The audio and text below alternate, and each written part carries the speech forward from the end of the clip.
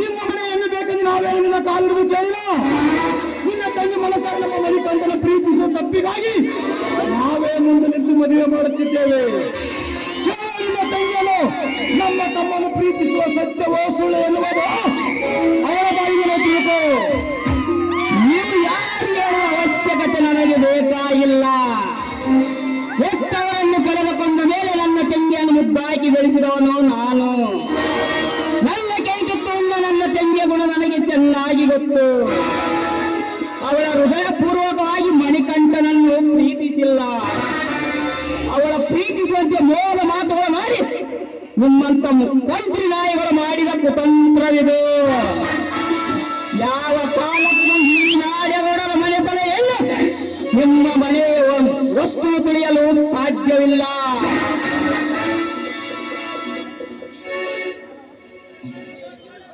ಈ ಮನೆ ವಸ್ತು ತಿಳಿಯಲು ಸಾಧ್ಯವಿಲ್ಲ. ಪ್ರೀತಿಯ ಮೇಲೆ ಬದುಕುವ ಬಡವನೊಂದಿಗೆ ನೆಂಟಸ್ತನೆ ಮಾಡುವ ಹೊರತು ನಿಮ್ಮಂತ ಮನೆಯ ಮೂರ್ಖರ ಜನರು ಸಹ ನನ್ನ ಮೇಲೆ ಬಿಡಬಾರದು.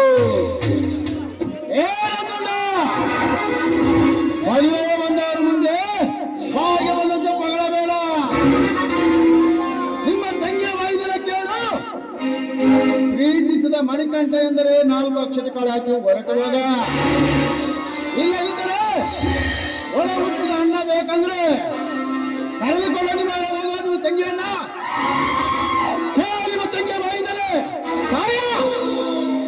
ಸುತ್ತು 40ಗೆ ಅಧಿಕಾರ ನಡೆಸುವ ಈ ನಂಜುಂಡ ನಾಡಗೌಡನ ತಂಗಿ ನೀನು. ಎತ್ತ ಮನೆತನವರ ಪ್ರೀತಿ ನಿನಗೆ ಬೇಕಾಗಿದ್ರೆ ಹೊಸ ಮನೆಯಿಂದ ಹೋಗೋಣ ಬಂದ್ಬಿಡು.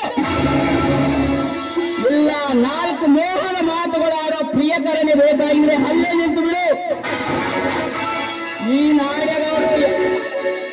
ನಾಡಗೌಡರು ಯಾರಿಗೆ ಯಾವತ್ತೂ ತಿಳಿವಾಗಿಲ್ಲ, ತಲೆ ಬಾಗೋದಿಲ್ಲ. ನಿನಗೆ ಮದುವೆ ಬೇಕು, ಮಾಡಬೇಕು.